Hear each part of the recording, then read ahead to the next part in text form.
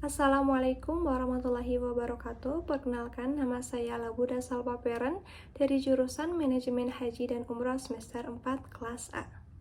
Di sini saya akan memaparkan beberapa materi mengenai bimbingan manasik. Labbaik Allahumma Untuk labbaik, pemakaian kain labbaik ihram di sini, saya la akan memakai kain syarika ihram bagi perempuan labbaik, berwarna putih dan innal menutup aurat. Selanjutnya yaitu pemakaian kain ihram bagi laki-laki terdiri dari dua helai kain ihram atas dan bawah. Yang pertama, saya akan mencontohkan penggunaan kain ihram bagian bawah bagi laki-laki. Langkah pertama, dibentangkan terlebih dahulu kain ihram, kemudian disimpan di belakang badan sebahu. Untuk ukuran kain ihram di samping kiri lebih panjang, kemudian sayap kain ihram samping kanan kita temukan dan kita paskan mengikuti ukuran badan kita. Kita lipat ke tengah, begitu pula dengan kain yang tersisa, kita lipat ke tengah dan kita gulung. Apabila sudah pas, sudah selesai. Apabila dirasa kain ihram khawatir terlepas, jamaah laki-laki dapat menggunakan sabuk. Langkah selanjutnya yaitu penggunaan kain ihram untuk bagian atas. Kain ihram untuk tawaf, penggunaannya dibuka di bagian kanan, lalu kita tutup lengan bagian kiri kita, bisa kita lipat ke bagian belakang. Demikian pemakaian kain ihram bagi laki-laki, semoga bermanfaat. labbaik Membaca doa niat umrah. Labbaik Allahummal umrata. Membaca doa niat haji. Labbaik Allahummal hajja. Membaca doa talbiyah. Labbaik Allahumma labbaik, labbaik la syarika laka labbaik, innal hamda wan ni'mata laka wal mulk la syarika lak. Membaca doa sa'i. Bismillahirrahmanirrahim. Wa rasuluh inna sofa wal marwata min sya'airillah. Faman hajjal baita awi tamara fala junaha alaihi ayat tatawafa bihima. Wa man tatawwa'a khairan fa innallaha syakiran alim. Abda'u bima bada Allahi bihi wa rasuluh. Doa ketika tahallul. Alhamdulillahi ala ma hadana walhamdulillahi ala ma an'amana bihi alaina. Allahumma hadihi nasihati fataqabbal minni waghfarni dhunubi. Allahumma ighfir lil muhallakina walil muqassirin ya wasi'al maghfirah. Allahumma isbut li bikulli sya'ratin hasanah wamhu anni biha sayyi'atan warfa'li biha indaka darajah. Doa ketika meminum air zam-zam. Allahumma inni as'aluka ilman nafi'an wa rizqan wasi'an wa shifaan min kulli da wa saqami bi rahmatika ya arhamar rahimin. labbaik Allahumma labbaik. Assalamualaikum warahmatullahi wabarakatuh. Alhamdulillahirrabbilalamin. Hamdan syakirin, hamdan na'imin, hamdan yu'afi ni'amahu wa yukafi mazidah. Rabbana lakal hamdu kama yang bagi li jalali wajhikal karim wa azimi sultanik. Segala puji bagi Allah yang atas rahmat dan izinnya kita dapat melaksanakan pertemuan pertama bimbingan manasik melalui media Zoom oleh saya sendiri, yaitu Labuda Salva Peren, yang akan memaparkan materi bimbingan dengan judul Hikmah Berhaji dan Umroh. Hadirin yang berbahagia, saya harapkan semoga setelah kita mengetahui mengenai hikmah berhaji dan umroh ini, kita dapat senantiasa menjaga semangat dalam mengikuti bimbingan manasik sampai nanti tiba waktunya berangkat ke Tanah Suci. Amin ya Rabbal Alamin. Hikmahnya yaitu sebagaimana hadis anna Rasulullah sallallahu alaihi wasallam qala al-umratu ilal umrati kaffaratun lima bainahuma wal hajjal mabruru laisa lahu jaza'u ilal jannah, yang artinya dari Abu Hurairah radhiyallahu anhu bahwasannya Rasulullah Shallallahu alaihi wasallam bersabda, umroh ke umroh yang berikutnya adalah menjadi penutup dosa dalam waktu antara dua kali umroh itu. Sedang haji mabrur maka tidak ada balasannya bagi yang melakukannya melainkan surga. Tentunya hadirin sekalian ingin sekali selain menjadi tamu Allah, ke Baitullah dapat menjadi penghuni surga.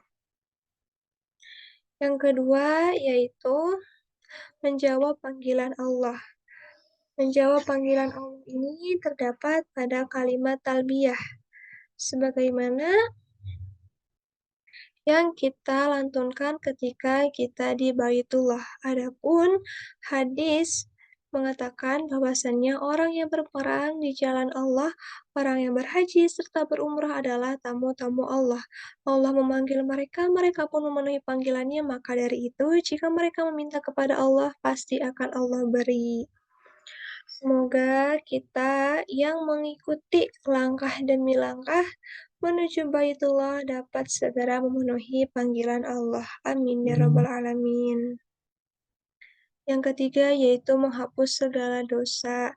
Sebagaimana pada kutipan hadis, umrah satu ke umrah lainnya merupakan penembus dosa antara keduanya. Hadirin yang berbahagia, kita yang senantiasa melakukan dosa, baik yang disengaja ataupun tidak sengaja, semoga dengan kita berangkat ke tanah suci, Allah ridho dengan ibadah yang kita laksanakan, maka insya Allah terhapus segala dosa kita. Yang keempat yaitu ibadah yang paling baik. Sebagaimana hadis dari Abu Hurairah radhiyallahu anhu bahwa Rasulullah SAW pernah ditanya, amal apakah yang paling utama? Maka beliau menjawab, iman kepada Allah dan Rasul-Nya. Ditanyakan lagi, kemudian apa? Beliau menjawab, jihad di jalan Allah. Lalu ditanya lagi, kemudian apa? Beliau menjawab, haji yang mabrur. Hadirin yang sekalian, bahwasannya haji ini merupakan ibadah yang terdapat pada jajaran ibadah yang terbaik, sebagaimana tadi dalam hadis telah dibacakan, iman kepada Allah dan Rasul dan juga jihad. Selanjutnya yaitu ada haji mabrur. Nah, apa sih itu haji mabrur? Secara istilah, mabrur merupakan ibadah yang diterima oleh Allah Subhanahu wa Ta'ala, kemudian memberikan dampak baik bagi diri kita. Tentunya kita semua berharap amal ibadah di tanah suci haji kita dapat mabrur. Amin ya robbal alamin. Akan tetapi untuk menjadi haji yang mabrur perlu persiapan tidak dengan waktu singkat. Apa saja persiapan yang dapat kita lakukan? Yang pertama yaitu dengan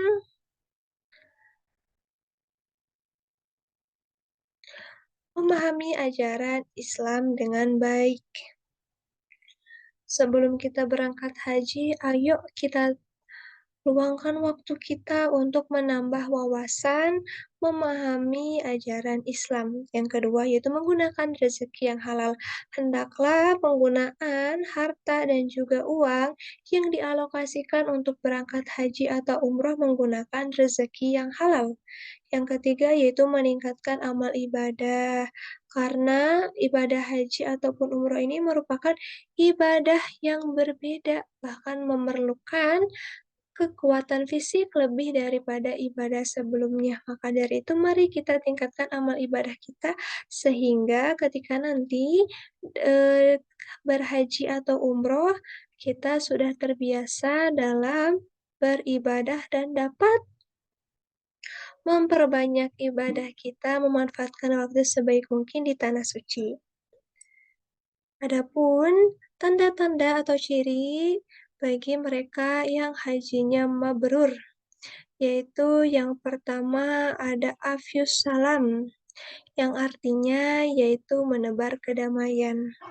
Ketika setelah berhaji, orang yang dapat menebar kedamaian pada lingkungan sekitar, insya Allah beliau merupakan tanda-tanda dari haji yang mabrur.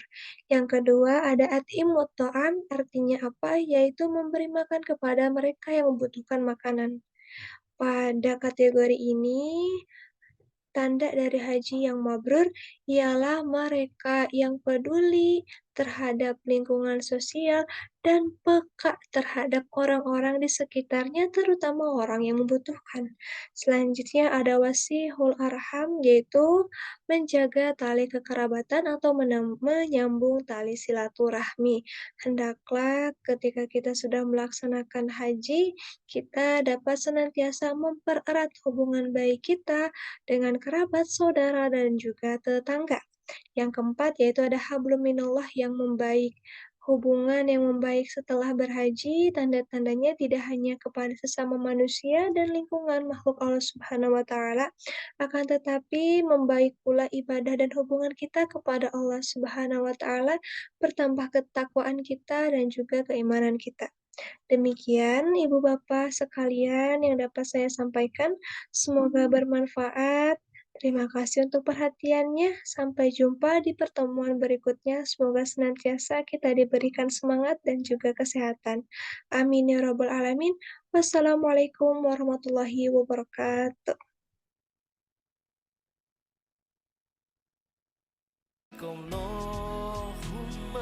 Fungsi manajemen pada kegiatan bimbingan manasik.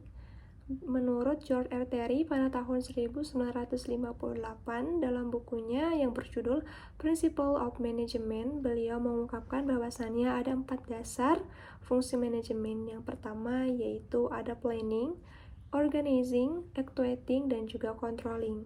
Bila dalam manajemen bimbingan manasik, planning di sini berperan sebagai perencanaan. Salah satunya seseorang selaku SDM dalam KBIHU ataupun travel membuat RPM, yaitu rancangan pembelajaran setiap pertemuannya untuk mengelola dan mengatur apa saja materi yang akan diberikan kepada para jamaah. Tidak hanya di materi bimbingan manasik saja, perencanaan di sini berfungsi untuk mengatur segala hal yang berperan sebagai salah satu proses terhadap pelaksanaan BIMSIK itu sendiri. Yang kedua yaitu ada organizing. Organizing di sini berperan sebagai pengorganisasian atau mengklasifikasikan sesuatu berdasarkan kriteria tertentu. Misalnya klasifikasi terhadap jamaah. Karena kita perlu ketahui sendiri bahwasannya jamaah haji ataupun umrah mereka berangkat ke tanah suci berbeda-beda latar belakangnya, ada yang di kota, desa, dan juga tidak sedikit ada yang berada di pelosok, sehingga tidak menutup kemungkinan pengetahuan, latar belakang pendidikan, serta pekerjaan mereka pun berbeda-beda. Hal ini organizing dapat membantu terhadap SDM yang ada selaku pengelola di KBIHU atau travel untuk lebih mengorganisir jamaah dalam kegiatan bimbingan manasik. Selanjutnya yaitu ada actuating, yaitu pelaksanaan. Pelaksanaan di sini merupakan aplikasi atau implementasi dari hasil perencanaan dan juga organizing yang telah dilakukan oleh sumber daya manusia tersebut. Pelaksanaan di sini bisa berupa atau berbentuk kegiatan bimbingan manasik yang diberikan kepada jamaah.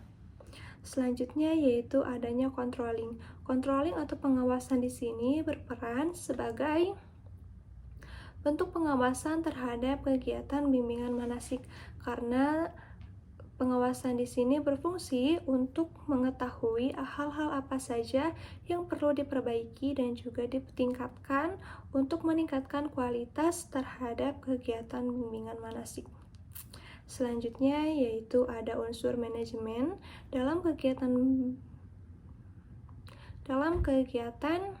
manasik, bimbingan manasik. Yang pertama yaitu ada money, material, mesin, method, dan juga ada market. Untuk main di sini yaitu manusia, salah satunya yaitu sumber daya manusia yang berperan di travel ataupun KBIHU tersebut, misalnya seorang karyawan ataupun staf yang mengelola KBIHU tersebut. Yang kedua yaitu ada money atau uang. Perlu kita ketahui bahwasannya setiap organisasi atau pengembangan sesuatu pasti memerlukan uang. Maka dari itu, pengelolaan uang menjadi penting karena uang juga merupakan salah satu unsur terhadap dibangunnya perusahaan dan juga suatu organisasi. Yang ketiga yaitu ada material atau bahan. Dalam kegiatan bimbingan manasik, kita memerlukan bahan-bahan apa saja yang dapat disajikan untuk media praktek terhadap jamaah.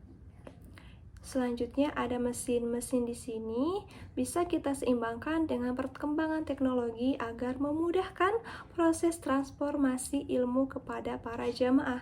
Misalkan dengan penggunaan mesin komputer, mesin printer, dan juga infocus sebagai media belajar terhadap para jamaah. Dan yang kelima yaitu ada metode. Metode di sini berperan sebagai pendekatan atau cara untuk mentransformasi ilmu dari pemateri kepada para jemaah. Entah itu dengan variatifnya ketika kajian, variatif ketika memberikan informasi dan juga ilmu kepada jemaah yang kreatif. Dan yang terakhir yaitu market atau pasar. Market di sini yaitu sebuah sasaran pasar untuk menentukan di mana produk atau layanan jasa dapat tersalurkan kepada sasaran yang tepat. Salah satunya dengan bentuk penawaran terhadap para jamaah calon jamaah haji yang ingin berangkat haji sebagai pasar terhadap organisasi atau perusahaan KBIHU dan juga travel. Demikian yang dapat saya sampaikan. Mohon maaf bila banyak kekurangan dan kesalahan. Terima kasih untuk partisipasi dan perhatiannya. Billahi taufiq wal hidayah wal inayah. Wassalamualaikum warahmatullahi wabarakatuh.